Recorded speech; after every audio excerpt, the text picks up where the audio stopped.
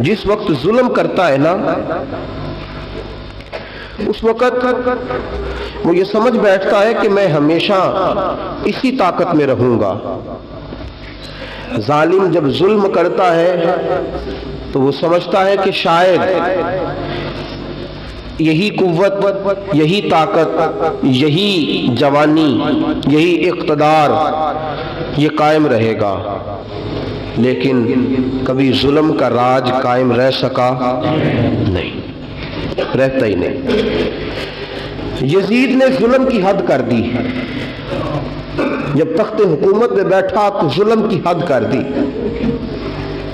حد کر دی اس نے سمجھا تھا کہ شاید یہ اقتدار میرے پاس رہے گا، شاید یہ تخت جو میں نے سجایا ہے اس پہ سجا رہوں گا، بنا رہوں گا، قائم رہوں گا۔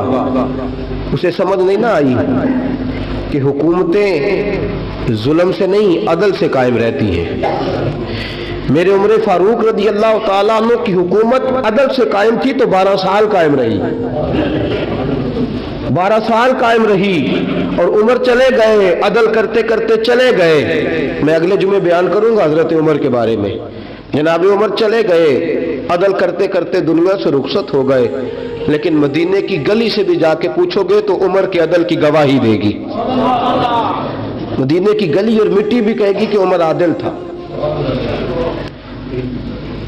یزید نے ظلم کیا نا، پورے 4.5 سال رہا، لیکن اس کا خیال تھا کہ میں جمع رہوں گا، بنا رہوں گا، رہ سکا نہیں رہ سکا، کیونکہ اللہ غافل ہے، اللہ کو پتہ ہے۔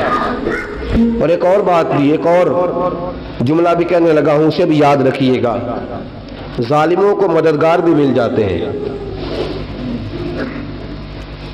ظالموں کو مددگار بھی مل جاتے ہیں، بلکہ ظالموں کے مددگار زیادہ ہوتے ہیں،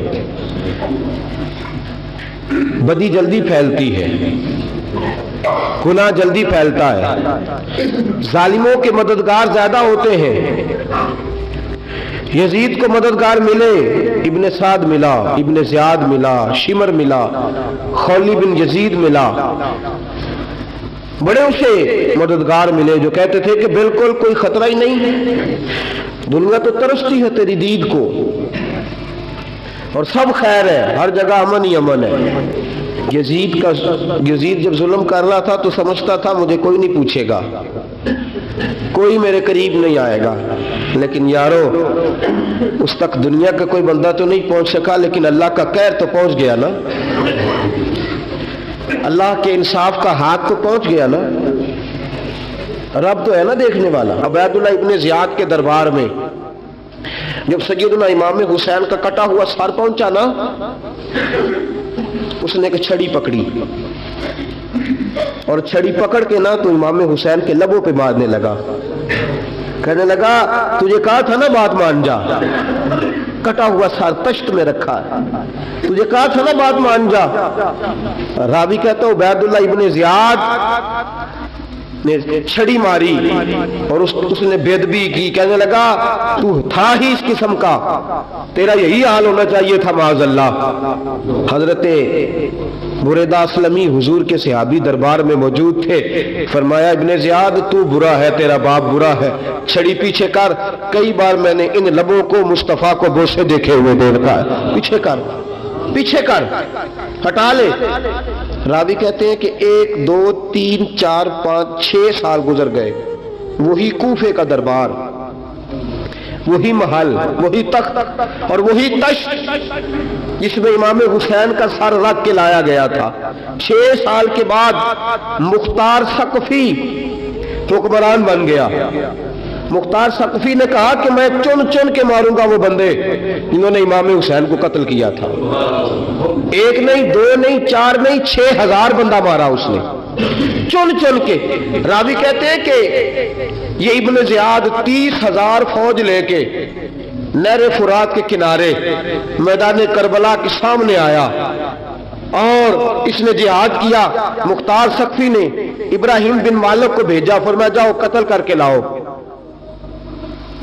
لڑائی شروع ہو گئی، यकम मुहर्रम को हुई तो फिर बंद हो गई, फिर 5 को शुरू हो गई, फिर 7 को शुरू हो गई, 10 मुहर्रम का दिन आ गया 6 साल के बाद, वही ज़ोहर का वक्त आ गया, वही उबैदुल्लाह इब्न ज़ियाद जिसने इमाम हुसैन रज़ी अल्लाह ताला अन्हु को कत्ल करवाया था, वो गिरा हुआ है और जमीन पे गिरा है, उसकी गर्दन पे इब्राहिम बिन मालिक ने पैर रखा और उसकी गर्दन को काट के तश्त में रखा और तश्त में रख के जब उसने कूफा भेजा, वही तख्त जिस पे उबैदुल्लाह इब्न ज़ियाद ने बैठ के इमाम हुसैन के मुबारक लबों पे छड़ी मारी थी, उसी तश्त पे रख के जब उसी उबैदुल्लाह इब्न ज़ियाद का सर सामने रखा तो कूफे के उस दारुल खिलाफा के एक कोने से एक बाबा बोला और बोल के कहने लगा, लोगों गवाह रहना, मेरा रब बड़ा आदिल है, गवाह रहना, अल्लाह बड़ा आदिल है। चीखता है, कोने से पुकारता, कहता लोगों अदल हो गया, इंसाफ हो गया, अदल हो गया, इंसाफ। देखो देखो, जब हुसैन का सर आया था, इब्ने ज़ियाद ने गुस्ताखी की थी तो कोने से आवाजें निकलने लगी थी कि ज़ियाद बुरा है, हुसैन अच्छा है। आज इब्ने ज़ियाद का सर आया है, आवाज फिर कोने से निकली है, लेकिन आवाज क्या गूंज रही है? आवाज फिर वही गूंज रही है, ज़ियाद इब्ने ज़ियाद बुरा था, हुसैन को अल्लाह ने बड़ी इज्जत अता फरमा रखी। मुकाफात अमल, मुकाफात अमल। अल्लाह गाफिल नहीं जालिम जो काम करते, अल्लाह गाफिल नहीं। 6 साल के बाद वही दिन, वही वक्त, वही घड़ी, वही लम्हा, वही सारा निजाम, वही दरबार। इंसान डरता नहीं, इंसान बाज आता, इबरत पकड़ता। इब्ने ज़ियाद उस वक्त कहता था कि मैं जाऊं हुसैन के पास, ये मैं जो होती है ये मरवा देती है। शैतान ने कहा था आना खैरुम मिनहुम, मैं बेहतर हूं। बस खत्म हो गया, खत्म हो गया। इब्ने ज़ियाद कत्ल हुआ, वही तारीख, वही जमाना, अल्लाह करीम ने उसको जिल्लत की मौत दी, मरा और 30,000 फौज लेके निकला था, फिर भी बच सका नहीं। ये इब्ने ज़ियाद का हाल हुआ। इब्ने साद सहाबी का बेटा था, नबी पाक अलैहिस्सलाम के प्यारे सहाबी का बेटा था। जनाब साद बिन नबी वकास की औलाद थी। लेकिन याद रखना, अगर एक सहाबी का बेटा यजीद बन सकता है तो दूसरे का इब्ने साद भी बन सकता है। और सिर्फ यूं ही तवज्जो ना किया करो, अबू जाल का बेटा भी तो सहाबी रसूल बन गया था ना। युखरिजुल हय्य मिनल मय्यति व युखरिजुल मय्यति मिनल हय्य। रब फरमाते मैं जिंदों से मुर्दे और मुर्दों से जिंदे निकाल दिया करता हूं। मैं कभी कभी काबे के अंदर बुत भी रखवा देता हूं। घर मेरा और मेरे ही शरीक उस घर के अंदर राज करते रहते, मेरी बेनियाजी है, कुछ का कुछ कर देता हूं। इब्ने साद मुख्तार हुक्मरान बना तो मुख्तार सक़फ़ी ने इब्ने साद के बेटे हफ्स को बुलाया। और मजे की बात यह है कि मुख्तार जो बाद में हुक्मरान बना ना, बड़ी यारी थी इसकी इब्ने साद के साथ। जितने कातिलाने इमाम हुसैन थे वो कूफा छोड़ के भाग गए, दौड़ गए। और एक बात याद रखना, जालिम बुज़दिल होता है, जालिम बुज़दिल होता है, उसके अंदर वो इत्मीनान नहीं होता, तो डर लगता। भाग गए सारे कूफा छोड़ के। लेकिन इब्ने साद ने कहा मुख्तार मेरा यार है, मुझे कुछ नहीं कहेगा। उसके घर वालों ने समझाया कि तू दौड़ जा, तेरा तो जुल्म भी बहुत ज्यादा है, दौड़ जा तू। उसने कहा नहीं मेरा यार है, मुझे कुछ नहीं कहेगा। उसने कहा तू नबी पाक के नवासों का नहीं बना तो तेरा यार तेरा बनेगा। तू रसूल पाक अलैहिस्सलाम के खानदान का नहीं बना, उनका तूने एहतराम नहीं किया, यारी का। उसने कहा नहीं मुझे कुछ नहीं कहने वाला, तुम छोड़ो इस बात को। हफ्स को पैगाम भेजा, बेटा आया। मुख्तार ने कहा तेरा बाप किधर है? उसने कहा जी अब्बा जी अब बाहर नहीं निकलते, बस घर के कोने में बैठ के अल्लाह अल्लाह करते हैं। उसने कहा अच्छा क्या करते हैं? कहा जी गोशा नशीन हो गए। उसने कहा अब तेरा बाप गोशा नशीन हुआ है? अब गोशा नशीन हुआ है। भेड़िए से लोमड़ी ने कहा कि जाओ शिकार कर लो, तो भेड़िया कहने लगा, बूढ़ा हो गया था ना, भेड़िया कहने लगा नहीं मैं नेक हो गया हूं, मैंने शिकार करना छोड़ दिया है। میں کسی جانور کو تنگ نہیں کرتا. تو لومڑی کہنے لگی نہیں بادشاہ سچی بات کر, اب تجھ سے دوڑا ہی نہیں جاتا, اب شکار پکڑا جاتا, اب تجھ سے دوڑا نہیں جاتا پکڑا, اب تیرے اندر آج بھی طاقت آئے تو کم کرے نہ, تو اب بھی چھوڑنے والا, اب تجھ سے دوڑا نہیں جاتا. ملا رومی فرماتے ہیں بوڑھا ہو کے تو بھیڑیا بھی نیک ہو جاتا ہے. کہا کہ جاؤ, تمہیں بلا رہا ہے. کہا نہیں جی میرے ابا جی نا آپ اندر رہ کے اللہ اللہ کرتے. اس نے کہا اسے اللہ اللہ یاد آئی ہے, اب اللہ اللہ یاد آئیے, کچھ گناہ ایسے ہیں جو رب معاف نہیں کرے گا. فرمایا وہ جتنی مرضی نمازیں پڑھے, جتنے مرضی روزے رکھے, جتنی مرضی نفل پڑھے, سارا کچھ کر لے, لیکن اللہ کبھی حسین کے گستاخ کو معاف نہیں کرے گا, کبھی نہیں معاف کرے گا. اس لیے کہ جو حسین کا بے ادب ہے وہ دراصل رسول پاک کا بے ادب ہے. اللہ اسے معاف کرے گا. وہ ظالم ہے, اس نے ظلم کیا. ابھی 6 سال ہی تو گزرے تھے, 6 سال ہوئے صرف. ابن سعد بھیجا بیٹے کو, کہا جا اب اپنے باپ کو جا کے کیا تجھے مختار بلاتا ہے, بات سنے آ کے. ڈر گیا. میں نے کہا ظالم بزدل ہوتا ہے. کہنے لگا اس سے جا کے کہو میں نہیں آ سکتا, بیمار ہوں. اس نے کہا چلو وہ نہیں آ سکتا تو ہم تو جا سکتے ہیں نا, ہم تو جائیں گے نا. ابن سعد نے بھیجے 10-12 بندے, فرمایا جاؤ زندہ نہ لے کے آنا میرے پاس, میرے پاس زندہ نہ لے کے آنا. گئے, بیٹے کو حفص کو گرفتار کر کے کھڑا کر دیا, اور جناب یہ جو ابن سعد تھا اس کو بھیجا. کہا جب تم اس تک پہنچو نا تو جا کے گردن مارنا اس کی, اور مجھے اس کی وجود نہیں دیکھنا, صرف کٹا ہوا سر دیکھنا ہے. گئے, جا کے اس کو پکارا, کہا مختار نے بھیجا ہے مارنے کے لیے. کہنے لگے مختار مجھے نہیں مار سکتا, میرا یار ہے. ابن سعد کہتا ہے مختار مجھے مار سکتا, میرا یار ہے. ان فوجیوں میں سے ایک فوجی کہنے لگا اگر تو محمد کے نواسے کو مار سکتا ہے تو تجھے بھی تیرا یار مار سکتا ہے صلی اللہ علیہ. اگر تو رسول پاک صلی اللہ تعالی علیہ وسلم کے نواسے کو قتل کر سکتا ہے, تو نے نبی کا حیا نہیں کیا, وہ یاری کا حیا کیوں کرے؟ تو نے ظلم کیا ہے, اب دیکھ تیرا حال کیا ہوتا ہے. گرفتار کر لیا, منتیں کرتا رہا. تاریخ ابن سعد کو بتا رہی تھی کہ ابن سعد تو ہاتھ باندھتا ہے, پاؤں پکڑتا ہے, ذرا یاد کر میدان کربلا, میدان کربلا تجھے اپنی باری آئی ہے تو تو ہاتھ باندھتا ہے. میدان کربلا یاد کر, حسین نے بھائی کی بھی لاش اٹھائی تھی, حسین نے جوان بیٹے کی میت بھی اٹھائی تھی. 6 مہینے کا علی اصغر بھی اس کی گود میں دم توڑ گیا تھا.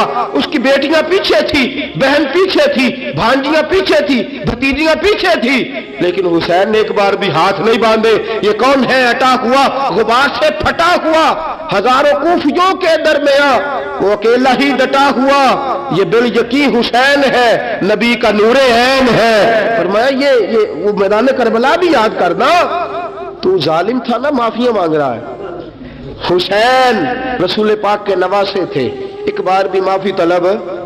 دیکھ منظر یاد کر, ابن سعد کا ایک ہی وار میں سر قلم کیا, ایک ہی وار میں.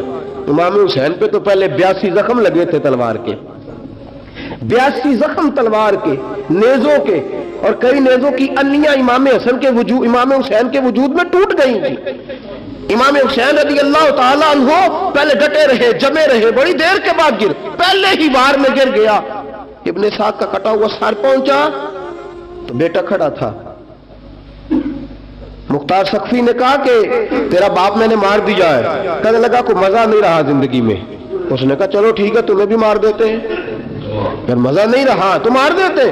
کاٹ دیا سر اس کا بھی, دونوں سر کاٹے, تشت میں رکھے, اور مدینہ منورہ حضرت محمد بن حنفیہ رضی اللہ تعالیٰ عنہ جو امام حسین کے چھوٹے بھائی تھے, جناب علی کی دوسری زوجہ کے بیٹے تھے, جناب علی کے صاحبزادے ان کے پاس بھیجے, اور بھیج کے کہا کہ لو ابن سعد کا سر حسین کا بدلہ ہے اور اس کے بیٹے کا سر علی اکبر کا بدلہ ہے. جب محمد بن حنفیہ کے پاس پہنچے تو آپ نے فرمایا یہ کمینوں کے سر میرے بھائی کے سر کا بدلہ ہو ہی نہیں سکتے, یہ کہاں حسین کا بدلہ ہو سکتے ہیں. وہ حسین ابن علی, وہ حسین ابن علی, حسین ابن علی کی شان رفت کوئی کیا جانے, حسن جانے, علی جانے, نبی جانے, خدا جانے. وہ حسین ابن علی کہ باپ جنہ دا ہر میدان اندر لڑدا رہا سی کل ایمان بن کے، ماں جنہ دی سجدۃ النساء ہوئے تے نانا عرش تے جاوے مہمان بن کے۔ فرمایا یہ حسین کا بدلہ ہو سکتے ہیں؟ وہ خولی بن یزید، خولی بن یزید جس نے امام حسین کا سر کاٹا تھا، پتہ چلا نا، دیکھیں نا امام حسین کو کتنے موقع ملے تھے کربلا سے جانے کے، پہلے موقع پر ہی اور بن یزید نے کہا کہ امام آپ جانا چاہیں تو میں رستے کھول دیتا ہوں، آپ تشریف لے جائیں۔ امام حسین نے فرمایا میں علی کا بیٹا ہوں، دوڑوں گا نہیں، میں دوڑوں گا نہیں، میں نہیں جانے والا۔ خولی بن یزید دوڑ گیا، کوفہ چھوڑ کے دوڑ گیا اور کسی دور دراز علاقے میں جا کے ڈیرا لگا لیا۔ پھر وہاں سے واپس آیا کہ کسی نے کہا امن ہو گیا، آجا، آ گیا دوبارہ کوفے۔ مختار کو پتا چلا کہ آ گیا ہے، پھنس گیا ہے، گھر پہنچ گیا ہے۔ اس کی بیوی جو تھی نا خولی بن یزید کی، بڑی محبت کرتی تھی نبی پاک کے خاندان کے ساتھ، حضور کے خاندان کے ساتھ بڑی محبت کرتی تھی، اور محبت والوں کا انداز پتہ کیا ہے؟ رنگے چمن پسند، نہ پھولوں کی بو پسند، ہم کو ہے وہ پسند جسے آئے تو پسند۔ یہ انداز ہے، انداز محبت یہ ہے کہ نبی پاک کا غلام نہ ہو، سگا چچا بھی ہو تو مانتے نہیں، غلام نہ بنے، سگا چچا بھی ہو تو مانتے نہیں، اور نبی پاک علیہ السلام کا غلام ہو، چاہے حبش کا رہنے والا بلال ہی کیوں نہ ہو، سردار مانتے ہیں۔ یہ انداز محبت ہے۔ وہ بیوی بڑی محبت کرنے والی تھی، اس نے پیغام بھیجا، اس نے کہا آ گیا ہے گھر، بندے بھیجے کہا جاؤ خولی کو پکڑ کے لاؤ۔ مختار نے کہا جلدی لاؤ، حکمران نے حکم دیا لاؤ، پکڑ کے گئے، گھر کے اندر گئے تو چھپ گیا۔ چھپا کہاں؟ ٹوکرے کے نیچے۔ میں نے کہا ظالم بزدل ہوتے، ایک ٹوکرے کے نیچے چھپ گیا۔ بیوی سے کہنے لگا، ان سے کہنا میں گھر کوئی نہیں، ان سے کہو میں گھر نہیں۔ بیوی کہنے لگی چلو ٹھیک ہے۔ دروازے پہ گئی، وہ کہنے لگے ہم خولی بن یزید کو گرفتار کرنے آئے ہیں۔ منہ سے پکار کے کہنے لگی گھر کوئی نہیں، منہ سے، اور ہاتھ کے اشارے سے کہنے لگی وہ ٹوکرے کے نیچے چھپا ہوا ہے۔ منہ سے کہنے لگی کوئی نہیں گھر، تاکہ سن لے، اندر سن لے۔ منہ سے کہنے لگی کوئی نہیں، ہاتھ کے اشارے سے کہنے لگی چھپا ہوا ہے ٹوکرے کے نیچے۔ گئے، جا کے ٹوکرا ہٹایا، اپنے پاس بہت ساری دولتیں اور جائیدادیں وہ ساری دے دی۔ کہنے لگا یہ میرے پاس کتنا پیسہ ہے، یہ بہت سے کاغذات ہیں، یہ کتنے زیورات ہیں، لے لو، مجھے چھوڑ دو۔ انہوں نے کہا وہ حکومت کدھر ہے جس کے لیے تم نے حسین کا سر کاٹا تھا؟ کدھر ہے وہ تمہارے تخت، اور کدھر گئی وہ تمہاری سلطنتیں، اور کدھر گئی وہ تمہاری دولت اور اقتدار، اور کدھر ہے وہ تمہارا اسلحہ جس کی بنیاد پر تم نے رسول پاک کا خون میدان کربلا میں بہایا تھا؟ وہ ہمارے سامنے لے کے آ۔ کہنے لگا یہ تھوڑے سے انعامات جو میں نے اکٹھے کیے تھے، یہ دنیا کی گندی دولت، اس کے لیے میں نے میدان کربلا میں امام حسین کا مبارک سر مبارک تن سے جدا کیا تھا، لے لو، مجھے چھوڑ دو۔ انہوں نے کہا نہ دنیا میں لے تجھے چھوڑیں گے، اور نہ اللہ ہی تجھے قیامت کے دن چھوڑے گا۔ گرفتار کر کے لائے، گرفتار کر کے لائے۔ مختار نے کوفے کے بازاروں کے اندر اعلان کیا کہ آؤ باہر نکلو، تمہیں بتاؤں حسین ابن علی کا خاندان گرفتار کر کے انہی کوفے کی گلیوں میں پھرایا گیا تھا نا، یہی گھمایا گیا تھا، آؤ تمہیں دکھاؤں خدا کا انتقام اور اللہ تبارک و تعالیٰ کا انصاف تمہیں دکھاؤں، آؤ میدانوں میں نکلو، گھروں سے باہر آؤ۔ مختار ثقفی اگرچہ بندہ آباد میں یہ بھی ٹھیک نہ نکلا، لیکن بعض اوقات میرے نبی پاک علیہ السلام نے فرمایا اللہ اپنے دین کا کام اپنے نافرمان سے بھی لے لیا کرتا ہے، اس نے کام لینا ہو فاسق سے بھی لے لیتا ہے۔ اللہ نے لے لیا کام، نکلو میدانوں میں، نکلے باہر، چوک بھر گئے، گلیاں بھر گئیں، کوفے کے محلات بھر گئے۔ مختار نے کہا لوگوں 6 سال پہلے کی تاریخ بھی ذہن میں رکھنا، اور آج کا دن بھی تم کبھی مجھے وہ خولی بن یزید ہے کہ یہ نعرے لگاتا تھا کوفے کی گلیوں میں کہ میں نے حسین کا سر کاٹا ہے، میں نے حسین کا سر کاٹا۔ تمہارے سامنے کھڑے، پوچھو اس سے پوچھا بھی تو نے حسین کا سر کاٹا؟ کہنے لگا جی میں نے تو بالکل نہیں کاٹا تھا، میں تو انعام کے لیے نعرے لگاتا تھا، میں نے تو نہیں کاٹا۔ اس نے کہا چلو ابھی کرتے ہیں تیرا بندوبست۔ زخم لگائے تلوار کے ساتھ، اس کے وجود پر زخم لگائے، اور جب نڈھال ہو گیا، خون بہہ گیا، زمین پہ گر گیا، تو مختار نے کہا اس کے وجود کو آگ لگا دو، زندہ کو جلا دو۔ جب وہ جل رہا تھا راکھ اڑ رہی تھی، لوگ کہہ رہے تھے کہ دیکھو یاد رکھنا اللہ نے رسی ڈھیلی کر دی تھی، اب رب نے رسی کھینچی ہے، تو دیکھو خدا سے بڑا کسی کا انصاف نہیں ہے۔ کس انداز میں امام حسین کے قاتل کو شمر ذیل جوشن، میں نے کہا تھا 10 محرم کے دن جب مختار کے لوگ اس کے پیچھے بھاگے تو مدینہ منورہ تک گیا، حضرت امام زین العابدین سے بھی ملا، انہوں نے پانی بھی پلایا، کہنے لگا امام صاحب لگتا ہے آپ نے مجھے پہچانا نہیں۔ فرمایا میرا سارا گھر اجاڑ دیا، میں تجھے بھول سکتا ہوں؟ کہا پھر پانی کیوں پلایا ہے؟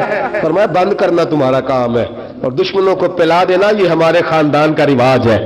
فرمایا میرا سارا گھر اجاڑ دیا، تجھے کبھی بھول سکتا ہوں؟ بھول ہی نہیں سکتا، لیکن چونکہ ہمارے گھر کا کوئی مزاج ہی تھوڑا منفرد ہے، ہمارا کوئی انداز ہی تھوڑا مختلف ہے۔ شمر دوڑتا امام زین العابدین سے کہنے لگا پناہ، مجھے پناہ ملے گی؟ آپ نے فرمایا جیسے اللہ پناہ نہ دے اسے بندہ بھی نہیں دے سکتا، تیرے پاس اب چارہ کوئی نہیں، اس لیے کہ اب تجھے دیکھے نا، یاد رکھنا ظالم دوڑتے ہیں نا، جب ظالم دوڑتے ہیں تو پناہ مانگتے پھرتے ہیں، جب ان کا توتی بولتا ہے تو کہتے ہیں ہم چما دیگرے نیست، ہمارے جیسا کوئی اور ہے ہی نہیں، اور جب رسی کھینچتا ہے اللہ تو پھر بھاگے پھرتے ہیں گلیوں اور بازاروں میں، دوڑے پھرتے ہیں۔ اس لیے کہتے ہیں کہ ڈر کے رہنا چاہیے، ڈر کے۔ آج ان کے ساری شمر کو کہا کہ تو اب تجھے کوئی پناہ دے نہیں سکتا، اس لیے کہ تو اللہ کی پکڑ میں آنے والا ہے۔ شمر دوڑتا دوڑتا ایک گاؤں میں جا کے چھپ گیا، وہاں کے لوگوں کو مارا پیٹا، کہا قبر کسی نے بتایا تو گردن اڑا دوں گا۔ رات کا سناٹا چھایا تو مختار سقفی کا گروہ پہنچ گیا، شمر کو گرفتار کر کے لایا۔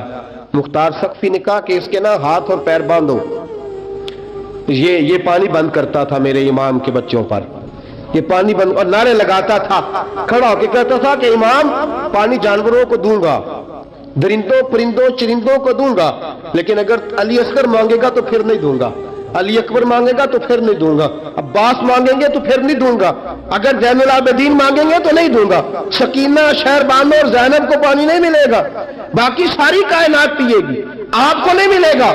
یہ وہی شمر تھا، گرفتار کر کے لایا، 3 دن تک پیاسا رکھا اور زبان اتنی لمبی باہر نکل آئی، العطش العطش کی آوازیں بلند کرنے لگا۔ کہا جناب اس کا کرنا کیا؟ کہا اس کے ہاتھ باندھ دو، پیر باندھ دو، اور جو بھوکے کتے ہیں نا جن کو کئی دنوں سے میں نے بھوکا رکھا ہوا ہے، وہ کتے اس پر چھوڑو، اور جب کتے اس کا گوشت نوچے تو کوفے کے بازاروں میں اعلان کرنا کہ جو نبی پاک کی اہل بیت کا گستاخ ہو اسے اسرائیل بھی جان نکالنے نہیں آتے۔ کتے نوچتے ہیں، تڑپتا ہے لیکن جان نکلتی۔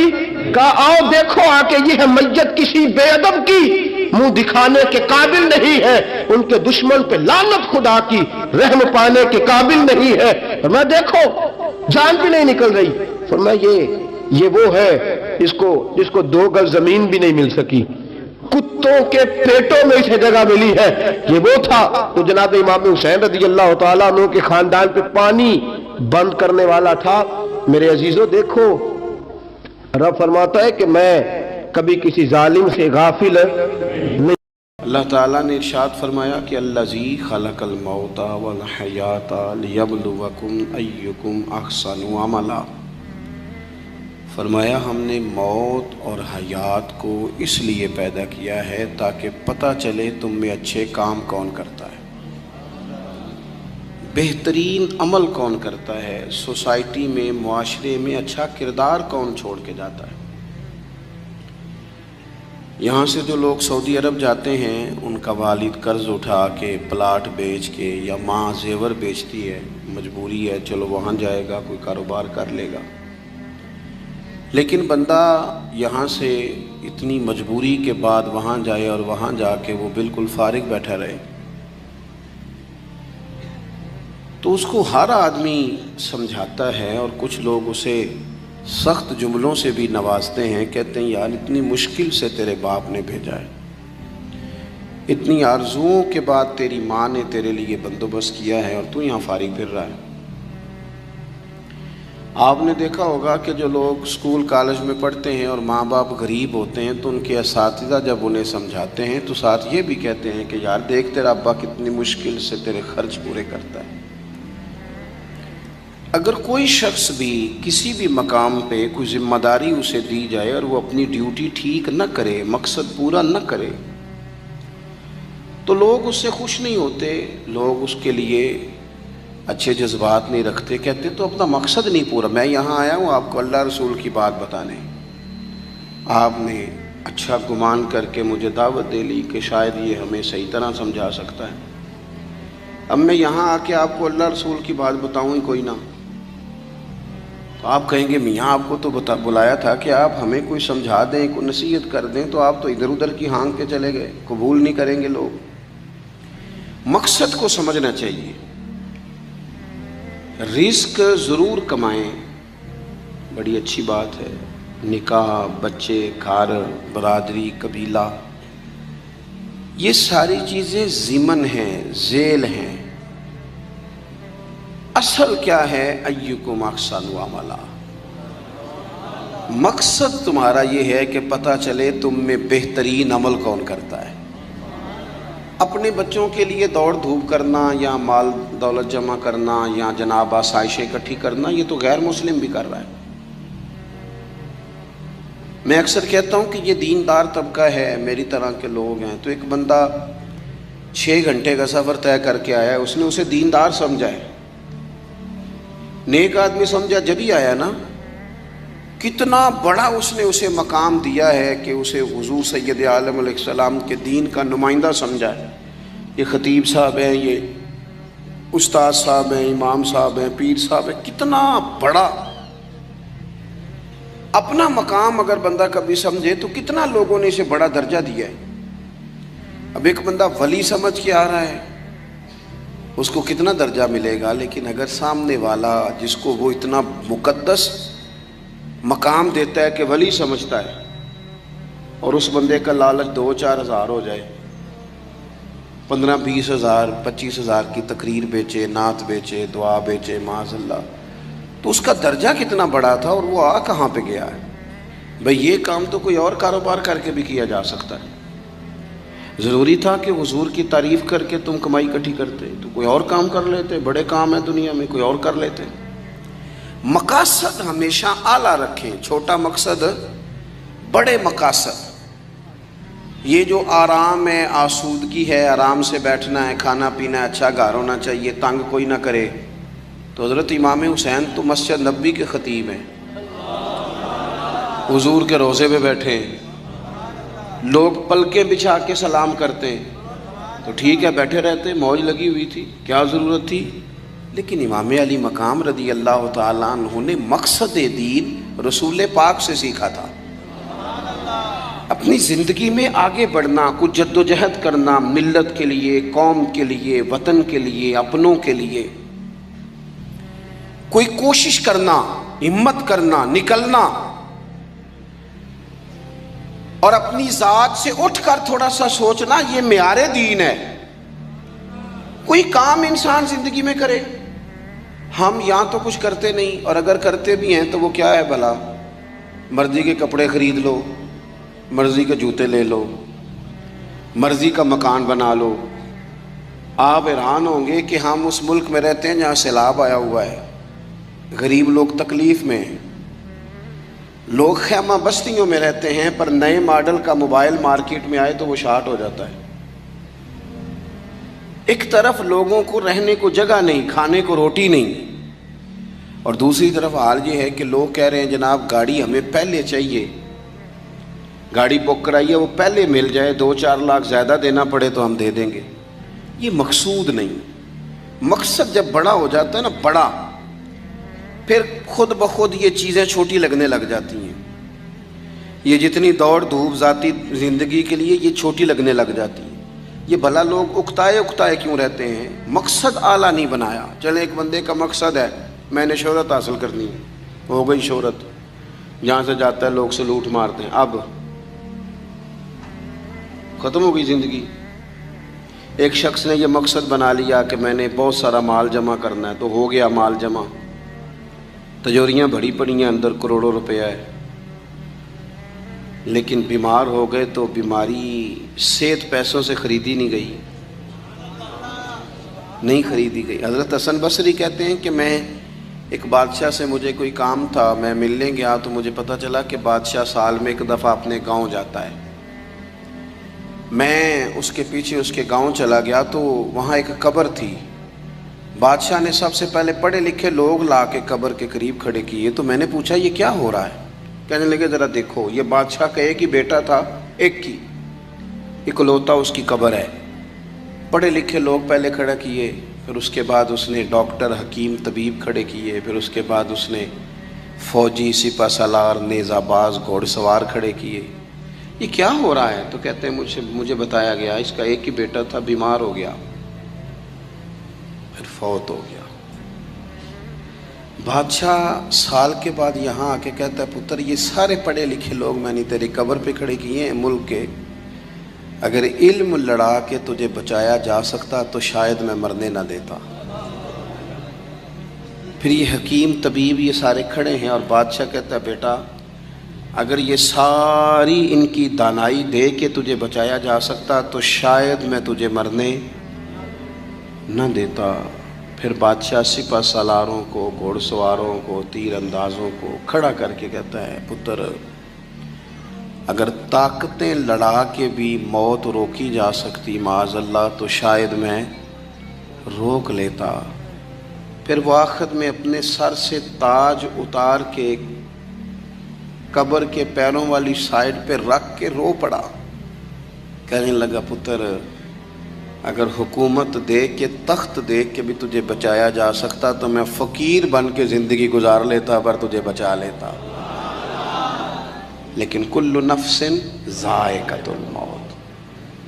हम ना भूल गए असल मकसूद क्या है, क्यों आए हैं। हमारा तर्ज़ ज़िंदगी उठना बैठना चंद ज़ाती मामलात के लिए, चंद ज़ाती। मैं कहता हूँ कि अगर दीन पर भी अमल, देखो ना वजीफ़ा पढ़ने से रोज़ी में बरकत होती है, शक कोई नहीं। सदका देने से बलाएं दूर होती हैं, शक बिल्कुल ठीक बातें अपनी जगह पे। क्या सदका रब राज़ी करने के लिए देना है कि बला दूर करने के लिए? शक कोई नहीं इसमें कि आप अल्लाह की राह में खैरात करेंगे तो रोज़ी में बरकत होगी, तो आज आके वो वजीफ़ा भी सिर्फ रोज़ी में बरकत के लिए ही पढ़ना है। वो जो सबसे बड़ी रिज़ा है रब की। देखो ज़रूरी नहीं होता, मेरे हज़रत साहब रहमतुल्लाह अलैह एक दफ़ा भी मेरे घर नहीं आए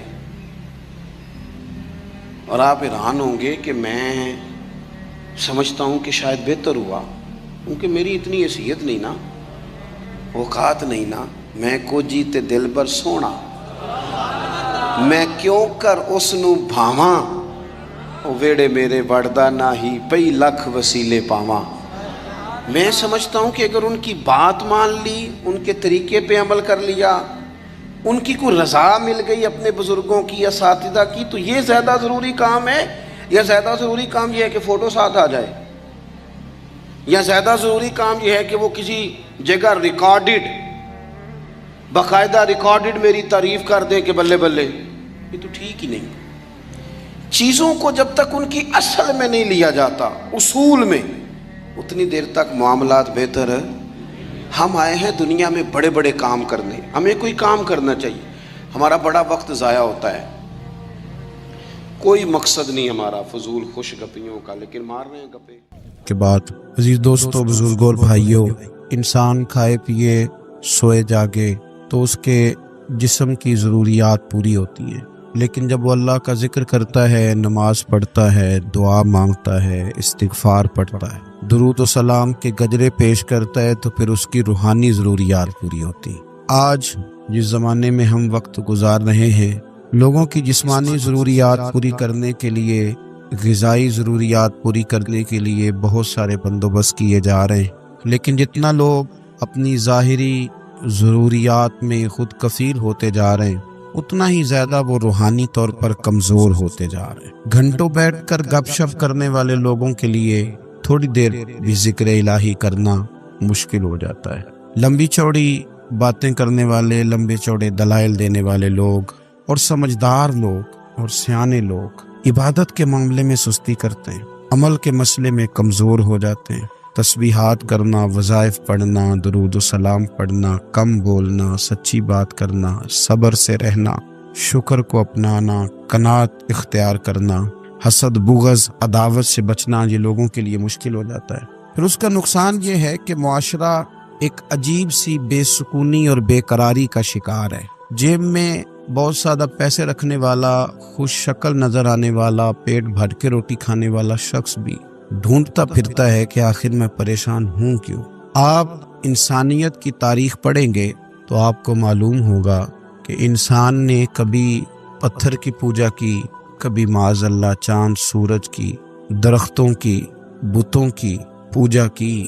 معاذ اللہ یہ غلط ڈائریکشن پہ تو چڑھ گیا، لیکن ایسا نہیں ہے کہ کوئی بندہ دنیا میں آیا ہو اور کسی کی اس نے عبادت نہ کی ہو۔ اس لیے کہ اللہ تبارک و تعالیٰ نے جس طرح ہمارے جسم میں کھانے کی طلب رکھی ہے، پینے کی طلب رکھی ہے، سونے کی طلب رکھی ہے، اسی طرح اللہ تعالیٰ نے عبادت کے لیے طلب رکھی ہے جسم میں۔ یہ تو ہوا کہ انسان گمراہ ہو گیا، غلط رستوں پہ چل نکلا، اس نے جھوٹے معبودوں کی طرف معاذ اللہ توجہ کر لی، لیکن وہ کسی نہ کسی کے سامنے جھکتا رہا، چونکہ اس کے وجود میں طلب تھی، شوق تھا اسے کہ وہ عبادت کرے۔ اللہ تبارک و تعالیٰ جب مسلمان کو توفیق دے اور اللہ کی بارگاہ کی جانب وہ رجوع کرے تو پھر اس کا رویہ یہ ہونا چاہیے کہ اس کی توجہ ہو اللہ کی جانب۔ ہمارے ہاں تسبیحات پڑھ لی جاتی ہیں اگر کبھی موقع ملے، لیکن وہ خاص انہماک، وہ خاص شوق، وہ خاص ذوق اللہ تبارک و تعالیٰ کی عبادت کا۔ ایک ہوتا ہے نماز پڑھنا، ایک ہوتا ہے اہتمام کے ساتھ نماز پڑھنا،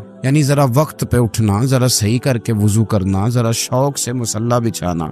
ایک ہوتا ہے تسبیح پڑھ لینا، اور ایک ہوتا ہے ذرا تھوڑا سا نا شوق کے ساتھ اللہ کو یاد کرنا۔ آپ کبھی جو میں نے آیت کریمہ پڑھی اس کی آپ شان نزول دیکھیں، نبی کریم صلی اللہ تعالی علیہ وسلم کے نا کچھ صحابہ اللہ کی محبت کے شوق میں حضور کی بارگاہ میں حاضر ہوئے، اور انہوں نے آ کے عرض پتہ کیا کیا؟ عرض کرنے لگے یا رسول اللہ صلی اللہ تعالی علیہ وسلم، سالوں بیت گئے ہیں سجدے کرتے ہوئے، حضور سالوں بیت گئے ہیں تسبیح پڑھتے ہوئے، سالوں بیت گئے کہتے ہوئے کہ سبحان اللہ وہ پاک ہے، ہمیں سالوں بیت گئے یہ کہتے ہوئے کہ اللہ اکبر وہی سب سے بڑا ہے، سالوں بیت گئے کہتے ہوئے کہ الحمدللہ ساری تعریفیں اللہ کے لیے، سالوں بیت گئے اس کی تسبیح کرتے، تحلیل کرتے، تکبیر کہتے۔ حضور اب نہ ہمارا اپنے رب سے ملنے کو جی چاہتا ہے، کبھی یہ حقیقت منتظر نظر آنا لباس مجاز میں، لاکھوں سجدے تڑپ رہے ہیں میری جبین نیاز میں۔ اور اقبال کہنے لگے کہ تیرے عشق کی انتہا چاہتا ہوں، تو میری سادگی دیکھ کیا چاہتا ہوں، میرا ذرا سا تو دل ہے مگر شوق اتنا، میں وہی لن ترانی سنا چاہتا ہوں۔ میرا بھی دل کرتا ہے کہ اللہ میں تجھے کہوں، میں تجھے دیکھنا چاہتا ہوں جس طرح حضرت موسیٰ کلیم علیہ السلام نے کہا تھا، اور تو مجھے کہے کہ لن ترانی، تو نہیں دیکھ سکتا، ذرا سا تو دل ہے مگر شوق اتنا، میں بھی وہی لن ترانی سنا چاہتا ہوں۔ پھر کہنے لگے بھری بزم میں راز کی بات کہہ دی، بڑا بے ادب ہوں سزا چاہتا ہوں۔ دیکھو سب لوگوں کے بیچ ہی میں نے یہ کہہ دیا۔ میرے عزیز صحابہ نا شوق میں، کتنے سارے لوگ ہیں، آپ کتنی ماشاءاللہ بڑی تعداد میں آپ آئے، ہم بھی کبھی اس شوق میں گئے ہیں کہ ہمارے رب کو دیکھنے کو دل چاہتا ہے، ہمارا جی چاہے وہ کبھی ہمیں ملے، ہم کبھی اس کی زیارت کریں، اس کی بارگاہ کرم میں ہم حاضر ہوں۔ صحابہ نے عرض کیا یا رسول اللہ صلی اللہ تعالی علیہ وسلم، ہمارا رب کہاں ہے؟ ہمارا نا اپنے رب کو دیکھنے کو جی چاہتا ہے۔ جب صحابہ نے یہ عرض کیا تو اللہ نے قرآن مجید نازل کیا، فرمایا وَإِذَا سَأَلَكَ عِبَادِي عَنِّي فَإِنِّي قَرِيبٌ، محبوب جب میرے بندے آپ کی بارگاہ میں آ کے میرے بارے میں پوچھے نا تو ان سے کہہ دینا میں ان کے قریب ہی ہوں، قریب ہی ہوں۔ دلیل کیا ہے؟ آئی اذا دان، یہ جب بھی مجھ سے دعا مانگیں گے میں ان کی دعاؤں کو قبول فرماؤں گا، میں ان کے قریب ہوں، میں ان کے قریب ہوں۔ یہ جب بھی دعا مانگیں گے نا میں قبول کروں گا، میں ان کے قریب ہوں۔ اللہ تبارک و تعالیٰ کے بندے اللہ سے محبت کرتے، رب کی بارگاہ میں جھکتے، اس کو اپنے دکھ سناتے، اس کے پیارے محبوب صلی اللہ تعالی علیہ وسلم کا وسیلہ لے کے اس کے حضور حاضر ہو جاتے، پیشانیاں سجدوں سے روشن ہوتی۔ ہم نہ ہر چیز کے لیے وقت نکالتے ہیں، ہر چیز کے لیے، لیکن عبادت کے لیے وقت نہیں نکالتے۔ ہر شے آباد ہے، ہر شے ہماری فیس بک بھی آباد ہے، واٹس ایپ بھی آباد ہے، ہمارے ٹویٹر بھی آباد ہیں، ہماری ہر چیز آباد ہے. سب سے کم آباد ہمارا مصلی رہ گیا ہے، سب سے کم. وہ لوگ اب ڈھونڈنے سے ملتے ہیں جن کی بغل میں مصلی ہوتا تھا. میرے بھائی، آپ کتنا کو دنیا کے پیچھے بھاگو گے تھکا دے گی، کتنا دولت کے پیچھے بھاگو گے تھکا دے گی. آپ جب اپنی زندگی میں جمع تفریق کرو گے نا تو مرتے وقت احساس ہوگا کہ سارا کچھ تو لوگوں کے لیے کیا، اپنے لیے تو کر ہی کچھ نہیں سکے. اور ہم عبادت کے معاملے میں بہانے بازی بھی کرتے ہیں. ہم کہتے ہیں اوہو رزق کمانا بھی تو عبادت ہی ہے نا، تو میں حلال روزی کے لیے جا رہا ہوں، یہ بھی تو عبادت ہے نا. میری طرح کے لوگ کہہ دیتے ہیں کہ میں سویرے اٹھ کے مدرسے میں کچھ اسباق دیکھتا ہوں تو یہ بھی تو عبادت ہے. میں بیان کرنے کے لیے مطالعہ کرتا ہوں تو یہ بھی تو عبادت ہے نا. اتنے لمبے سفر کر کے ملک میں دنیا میں گھومتا ہوں تو یہ بھی تو میں عبادت ہی کر رہا ہوں. اب اسپیشل نفلوں کے لیے وقت کس طرح نکلے، اسپیشل کر کے تسبیح میں کیسے چلاؤں، میں سارا کچھ ہم بہانے بنا لیتے ہیں نا. میرا سوال یہ ہے کہ یہ ساری باتیں صحابہ کو، نبی کریم کو، دیگر لوگوں کو بھی تو پتہ تھی نا. لیکن آپ غور تو کریں، 23 سال حضور کو وقت ملا، مختصر وقت ظاہراً تبلیغ کرنے کے لیے. پوری دنیا میں دین بھی پھیلانا ہے. گھر میں 11 ازواج ہیں، 4 بیٹیاں ہیں، ان کی اولادیں، سارے کام کاج بھی دیکھنے ہیں. لیکن سیدہ طیبہ طاہرہ حضرت عائشہ صدیقہ رضی اللہ تعالیٰ عنہ فرماتی ہیں سارا دن تبلیغ کرتے، ہر غلام کے دکھ سنتے، گھر میں آتے تو اپنے گھر والوں کا خیال کرتے، کام میں ہمارا ہاتھ بٹاتے. قربان جاؤں، کہتی ہیں زمانہ سارا سو جاتا لیکن آمنہ کے لال مصلی بچھا لیتے. دنیا سو گئی، ساری سب سو گئے، جو خدام تھے، وہ جو غلام تھے، وہ سو گئے. صحیح مسلم میں لفظ ملیں گے، سیدہ پاک فرماتی ہیں او میرے نبی کے غلاموں، میں نے یہ رنگ بھی دیکھا ہے کہ حضور نے اتنا کھڑے رہے، اتنا قیام کیا، اتنا قیام کیا کہ مقدس پیروں میں ورم آ گئے، سوج گئے پیر. اتنے بڑے دل پہ ہاتھ رکھ کے نہیں بتا سکتا کہ میرے کبھی نماز میں پیر سوج گئے ہوں، کوئی نہیں بتا سکتا. بچوں کی روٹی کماتے تھک گئے، بات الگ ہے. ہم سیر کرنے گئے تو تھک گئے، بات الگ ہے. لیکن عبادت میں یہ بھی تو مسلم شریف ہے نا، یہ بھی تو دین ہے نا، یہ بھی تو حضور کی سنت ہے، یہ بھی تو وہ چیز ہے جو کریم کی آنکھوں کی ٹھنڈک ہے. سیدہ فرماتی ہیں پیروں میں ورم آ گئے. ساری رات ہی حضور نے نماز پڑھی اور ایک ہی آیت بار بار دہرائی. مسجد نبی میں بلال حبشی نے فجر کی اذان دے دی اور حضور ابھی مصلی پہ تھے. کریم فارغ ہوئے.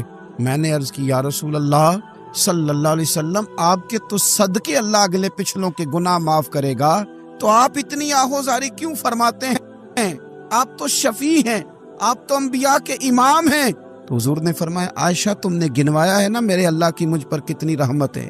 افلا اکون عبدا شکورا، فرمایا اگر اس نے اتنی نعمتیں دی ہیں تو کیا میں اس کا شکر گزار بندہ نہ بنوں؟ میں شکر گزار بندہ نہ بنوں اس کا؟ پھر اگر اتنی نعمتیں اس نے دی ہیں، مجھے اتنا نوازا ہے، تو پھر میں اس کے سامنے سجدے نہ کروں؟ او میرے بھائی، بڑے قابل فخر لوگ ہیں ہم کہ ہم نبی پاک کے غلام ہیں. ہم قابل فخر ہیں کہ نبی کریم کے غلام ہیں. کیا کبھی اس غلامی کے شکرانے میں بھی 2 نفل پڑھے کہ یا اللہ تیرا شکر ہے تو نے ہمیں حضور کا غلام بنایا ہے؟ یاد رکھیں کہ اپنی روحانی زندگی کو آباد کریں، استغفار پڑھیں، تسبیحات کریں. حضرت عبداللہ ابن عمر رضی اللہ تعالیٰ عنہ حضرت عمر کے صاحبزادے، مکہ مکرمہ میں ان کی قبر ہے. میں نے جب انہیں پڑھا تو مجھے ان سے بڑا پیار ہو گیا. لیکن آپ کو پتہ ہے وہاں جا کے کسی شخص کا مزار تلاش کرنا یا پوچھنا ایک مشکل کام ہوتا ہے. تو ایک دفعہ میں مکہ شریف میں حاضر تھا تو ایک گاڑی والا ڈرائیور مجھے کہنے لگا کہ مولانا میں آپ کو جانتا ہوں، مجھے آپ سے محبت ہے، ایک بات بتاؤں آپ کو؟ میں نے کہا بتاؤ. کہنے لگے حضرت عبداللہ ابن عمر کی قبر دیکھنی ہے. میں نے کہا یہ تو نہیں کہہ رہا، یہ کسی نے بندوبست کرایا ہے، یہ اللہ نے تیرے دل میں بات ڈالی ہے، یہ ہو گیا تو لے چل مجھے. حضرت عبداللہ ابن عمر کو نبی پاک نے فرمایا راجل صالح، یہ نیک بندہ ہے، یہ متقی آدمی.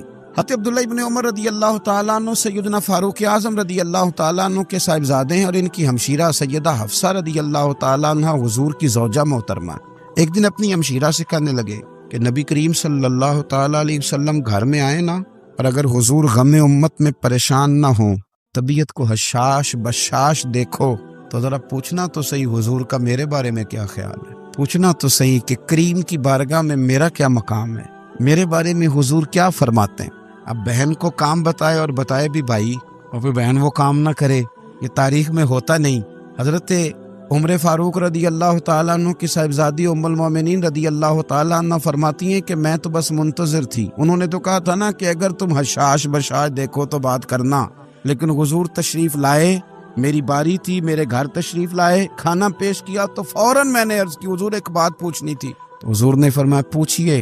میں نے عرض کی حضور میرے بھائی عبداللہ ابن عمر کے بارے میں آپ کا کیا خیال ہے؟